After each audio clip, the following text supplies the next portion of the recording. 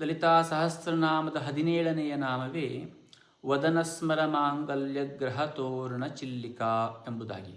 ಅಂದರೆ ಮನ್ಮಥನಿಗೆ ಮಂಗಳಕರವನ್ನುಂಟು ಮಾಡುವಂತಹ ಆತನ ಮನೆಯ ಪ್ರಧಾನ ಬಾಗಿಲಿನ ತೋರಣದಂತಹ ಸೌಂದರ್ಯ ಸ್ವರೂಪವಾಗಿರತಕ್ಕಂತಹ ಹುಬ್ಬನ್ನು ಹೊಂದಿದವಳು ಎಂಬುದಾಗಿ.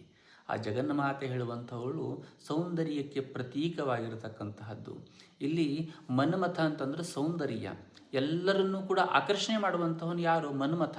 ಅಂತಹ ಮನ್ಮಥನೇ ಭಗವತಿಗೆ ಆಕರ್ಷಿತನಾಗ್ತಾ ಇದ್ದಾನೆ ಅಂತಂದರೆ ಎಂತಹ ಅದ್ಭುತವಾಗಿರತಕ್ಕಂತಹ ಸೌಂದರ್ಯವಾಗಿರಬಹುದು ಆ ಜಗನ್ಮಾತೆ.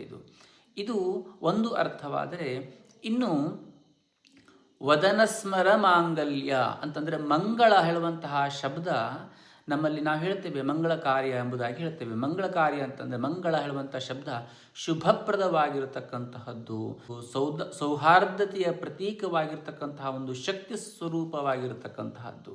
ಅಷ್ಟೇ ಅಲ್ಲ, ಗ್ರಹತೋರಣ ಚಿಲ್ಲಿಕಾ ಎಂಬುದಾಗಿ ಹೇಳ್ತೇವೆ.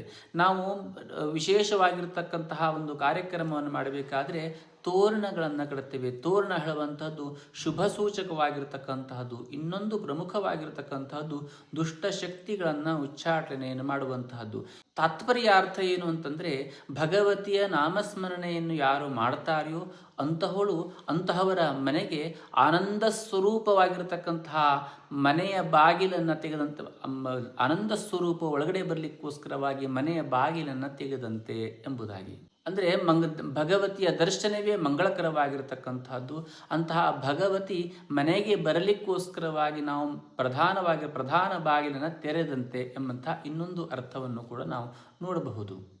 ಶಿವಪುರಾಣದಲ್ಲಿ ಹೇಳುವಂತೆ ಶಿವನ 3ನೇ ಕಣ್ಣಿನಿಂದ ಭಸ್ಮನಾಗಿರತಕ್ಕಂತಹ ಕಾಮದೇವ ಭಗವತಿಯ ಅನುಗ್ರಹದಿಂದ ಪುನಶ್ಚೇತನವನ್ನುಗೊಂಡಿರತಕ್ಕಂತಹದ್ದು. ಇಲ್ಲಿ ಕಾಮ ಅಂತಂದರೆ ಇಚ್ಛಾಶಕ್ತಿ ಎಂಬುದಾಗಿ ಹೇಳುವಂತಹದ್ದು.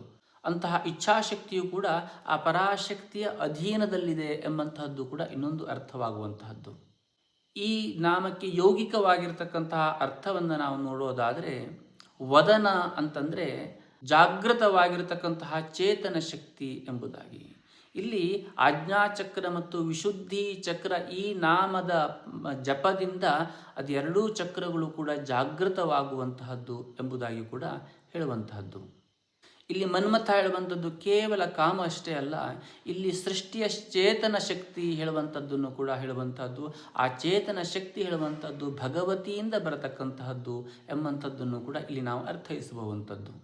ಇನ್ನು ಭಕ್ತಿಯ ಮಾರ್ಗದಲ್ಲಿ ಈ ನಾಮದ ಅರ್ಥವನ್ನು ನಾವು ನೋಡೋದಾದರೆ, ಯಾವ ಭಕ್ತನು ಈ ನಾಮವನ್ನು ನಿರಂತರವಾಗಿ ನಿರಂತರವಾಗಿ ಜಪಿಸ್ತಾನೋ ಅವನ ಜೀವನದಲ್ಲಿ ಬರತಕ್ಕಂತಹ ಕಷ್ಟ, ವಿಘ್ನ, ದುಃಖ ಎಲ್ಲವನ್ನೂ ಕೂಡ ದೂರ ಮಾಡಿ ಆನಂದ ಹೇಳುವಂಥದ್ದು ಆತನಿಗೆ ಪ್ರಾಪ್ತವಾಗುವಂತಹದ್ದು, ಗ್ರಹ ಸೌಂದರ್ಯ ಹೇಳುವಂಥದ್ದು ವೃದ್ಧಿಯಾಗುವಂಥದ್ದು, ಮಾನಸಿಕ ಸಾಮರ್ಥ್ಯ ಹೇಳುವಂಥದ್ದು ಅವನಿಗೆ ಜಾಗೃತವಾಗುವಂತಹದ್ದು ಎಂಬುದಾಗಿ ಹೇಳಬಹುದು.